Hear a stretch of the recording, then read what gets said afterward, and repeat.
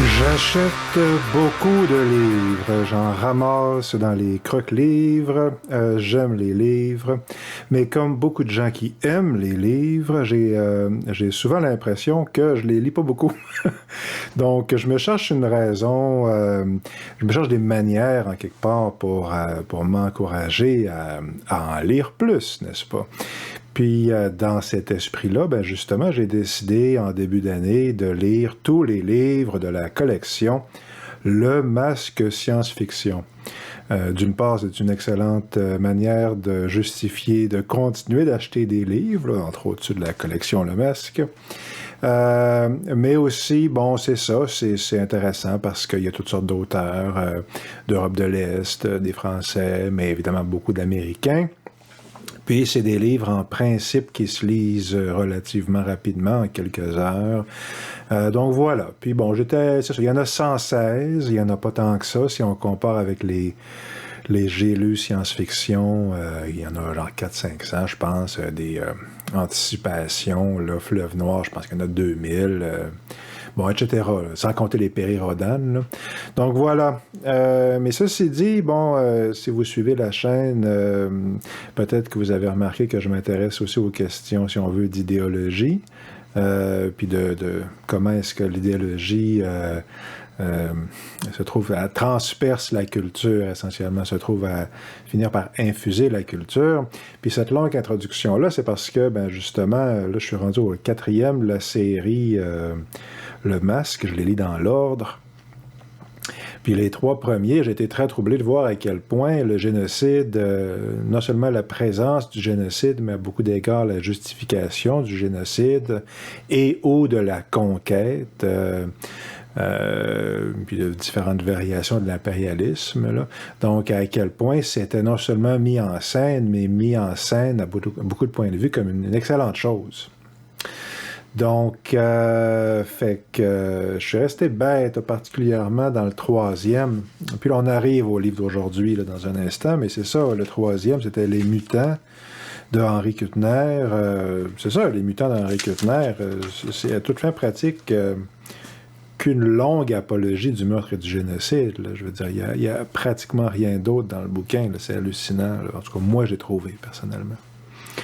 Fait que j'étais assez curieux de lire le 4e. Puis le 4e, ben, c'est La Galaxie Noire de Murray Leinster. Ça a été publié d'abord dans la revue Startling en mars, je pense, 1949. La publication en roman date, je crois, de 1954. Murray Leinster, c'est un écrivain extrêmement prolifique là, qui a écrit toutes sortes de choses, là, je pense des romans de western en particulier, mais certainement il a fait beaucoup de science-fiction. C'est un écrivain réputé parce qu'il est tellement prolifique que même lui avait perdu le compte du nombre d'histoires et de romans qu'il avait écrits. Bon. Mais qu'est-ce qu'il y en est pour la Galaxie Noire? Puis est-ce qu'on va voir encore une fois les aspects, comme on dirait, troublants là, que moi j'ai trouvés? Puis qu'est-ce que j'ai vu dans les autres livres? Puis qu'est-ce que ça nous dit? Quel genre de questions ça soulève? Ben, on va voir tout ça dans un instant. Mais c'est ça, la Galaxie Noire. La chaîne s'appelle Pourquoi c'est bon? Est-ce que c'est bon? Oui. Oui, j'ai aimé ça. J'ai même beaucoup aimé ça. Qu'est-ce que c'est? Qu'est-ce que ça raconte? Ben c'est ça. Essentiellement, on a une sorte de, justement, de figure un peu de style Péri-Rodan, une sorte d'astronaute, mi-astronaute, mi-James Bond, un surhomme, qui est responsable du programme spatial de l'humanité. Il est en charge du projet, mais il a découvert sur la Lune ou quelque chose comme ça, il a découvert une pyramide enterrée, beaucoup comme dans la Sentinelle, comme dans 2001 de l'espace essentiellement. Il a découvert une sorte de monolithe, là, c'est ça, qui a été laissé là par une civilisation extraterrestre, mais tout de suite, il a senti anguille sous roche, puis il a bien deviné que ça devait être un piège, puis effectivement, c'en était un. Je vous épargne les détails, vous le lirez, mais il en conclut immédiatement, et avec raison, là, que c'est ça, cette race extraterrestre-là qui a enterré cette pyramide technologique là, sur la Lune, ben, elle a fait ça à des fins maléfiques. Essentiellement, c'est un signal que l'humanité est prête à être conquise et envahie.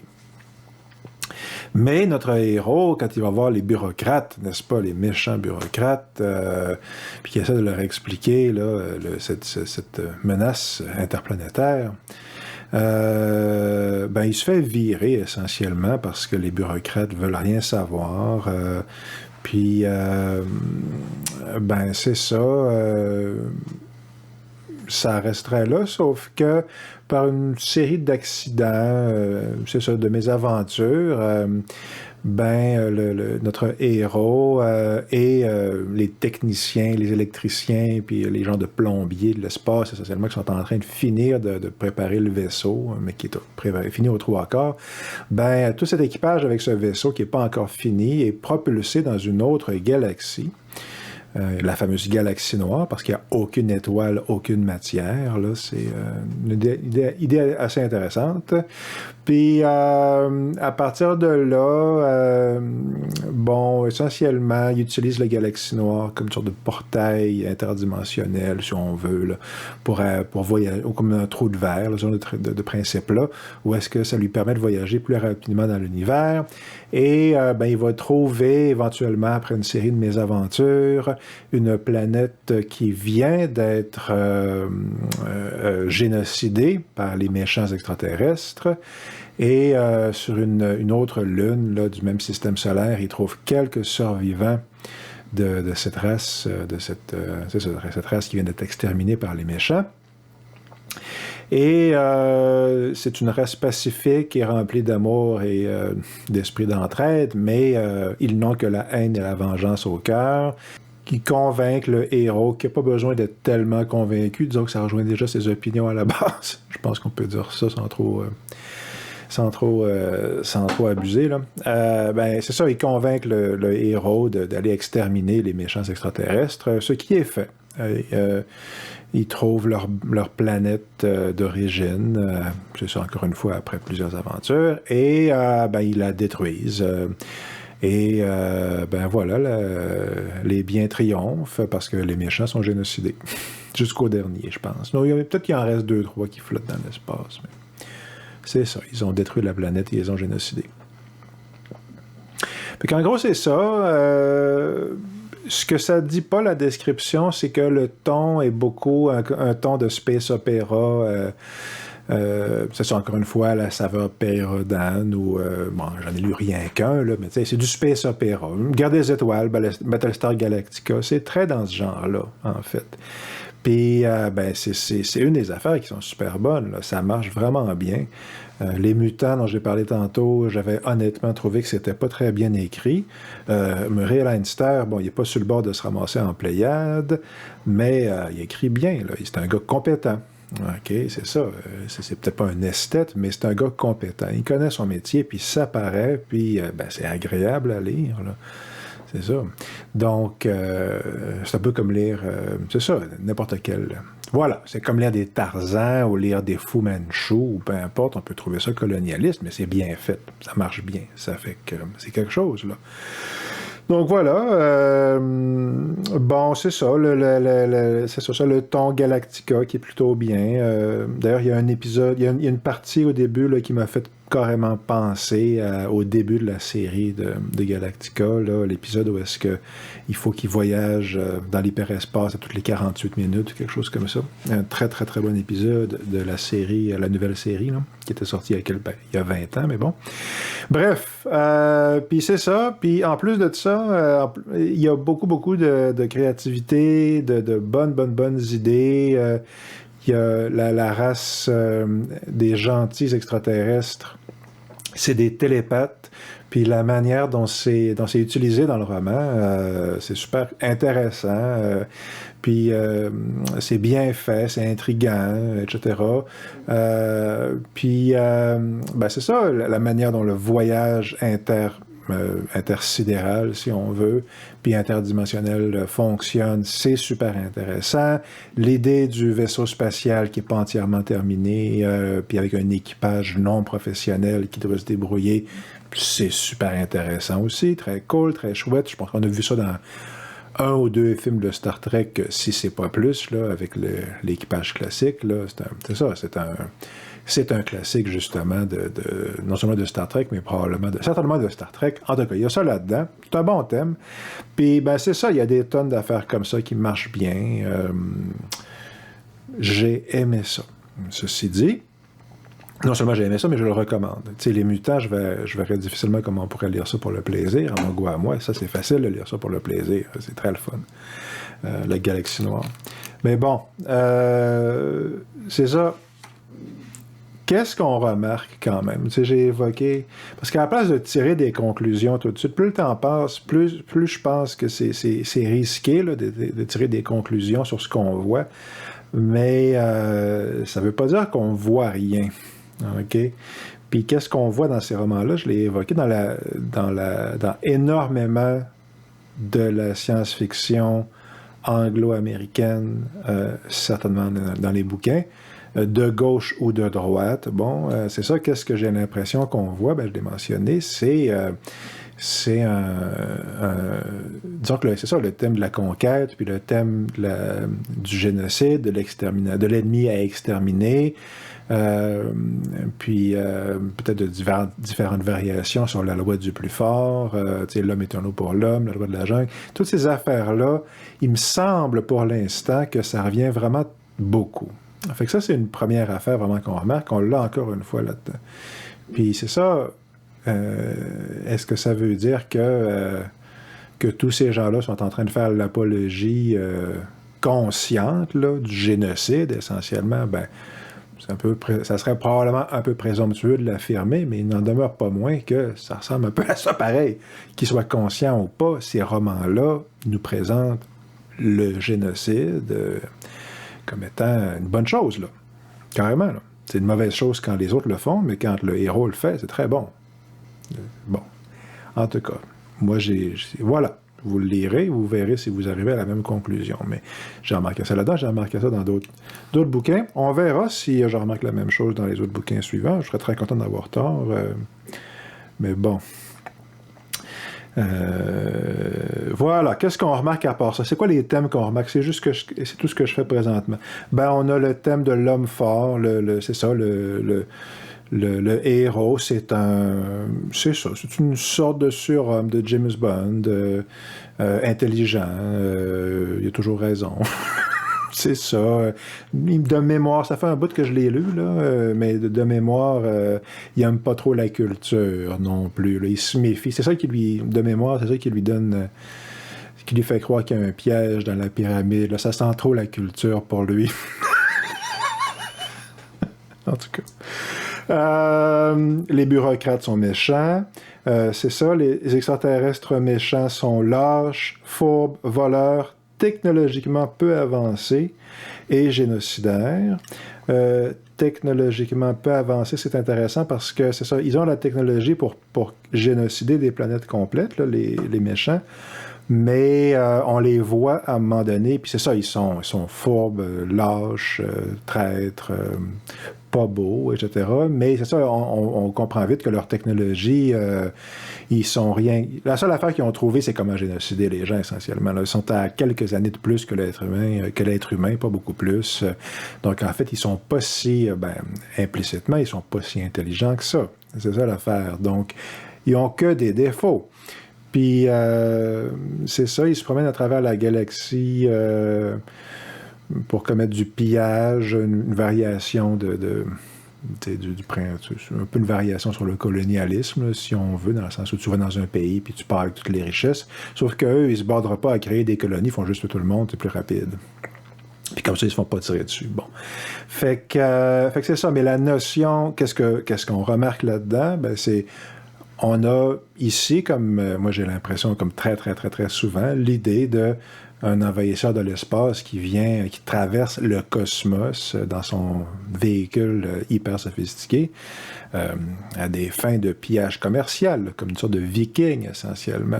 Puis c'est très fréquent comme lieu commun, comme thème, mais quand on y pense 2 secondes, je suis pas certain que ça a beaucoup de sens. En tout cas, c'est ça. Est-ce que économiquement, vraiment, ça a de l'allure, là?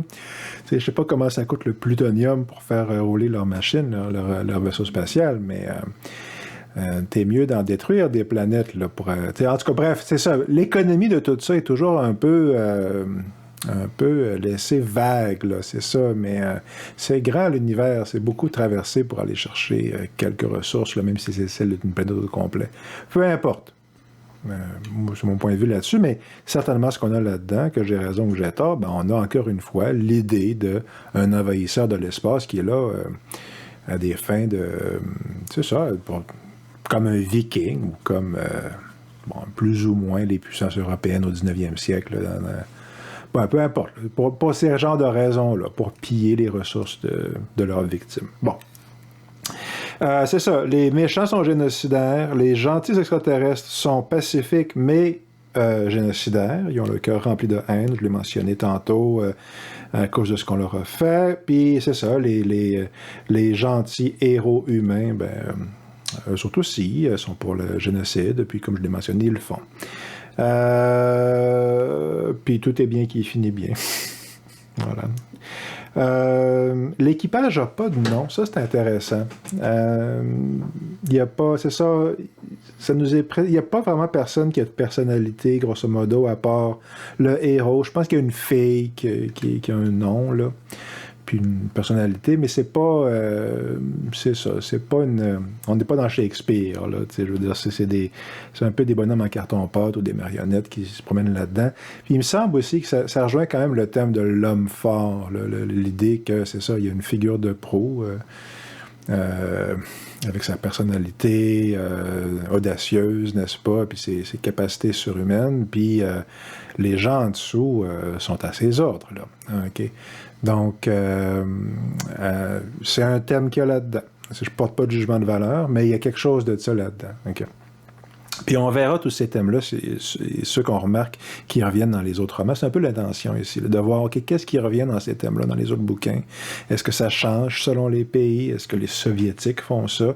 Quels sont les autres thèmes qu'on voit? Puis c'est quoi les lieux communs, en quelque part, qu'on peut trouver à travers ces différentes histoires-là, puis les variations de ces lieux communs-là. En tout cas, c'est ça, parce que c'est ces lieux communs-là, d'après moi, en bonne partie, qui structurent notre propre pensée, en fait, bien plus qu'on pense. Voilà. C'est ma piste de réflexion pour l'instant. Fait que voilà pour qu'est-ce qu'on remarque là-dedans, puis c'est ça, puis une question à hypothèse... la question, c'est qu'est-ce que ça veut dire que ça revienne tout le temps, le génocide, puis le massacre, puis la conquête, puis le meurtre? Okay, certainement le génocide, puis la conquête. Qu'est-ce que ça dit sur... pour l'instant, c'est ça, c'est le 4e bouquin de la série, c'est tous des bouquins américains, c'est tous plus ou moins des variations sur ce thème-là à date. Mais est-ce que ça dit quelque chose sur la culture que ça produit, qui produit ces œuvres-là? C'est tentant de penser que peut-être que oui. Mais OK, qu'est-ce que ça dit au juste? Est-ce que c'est qu'ils sont juste traumatisés par la Deuxième Guerre mondiale ou la Première ou peu importe? Est-ce que c'est... ouais, c'est ça. Puis, pour aujourd'hui, puis pour le moment, tout ce qu'on va... C'est ça. Posons la question. N'y répondons pas. Notons les questions qui sont possibles. Qu'on remarque. Donc voilà, fait que c'est ça, Memorial Lannister, La Galaxie Noire, le fait est que c'est un très très bon roman d'aventure puis de space opéra. Le 5e, j'oublie le nom, mais je pense que c'est un roman de Poul Anderson. Je suis curieux de lire ça, je pense que j'en ai jamais lu. Il me semble que il y a un peu la réputation d'être un peu à droite pour Anderson, mais je suis pas certain du tout, là. Bref, c'est ça, je suis curieux de le lire. Puis l'autre après, c'est un Isaac Asimov, Les courants de l'espace, c'est ça, j'ai bien hâte. Donc voilà, mais pour aujourd'hui, Galaxie Noire, pourquoi c'est bon? Parce que c'est un excellent space opéra.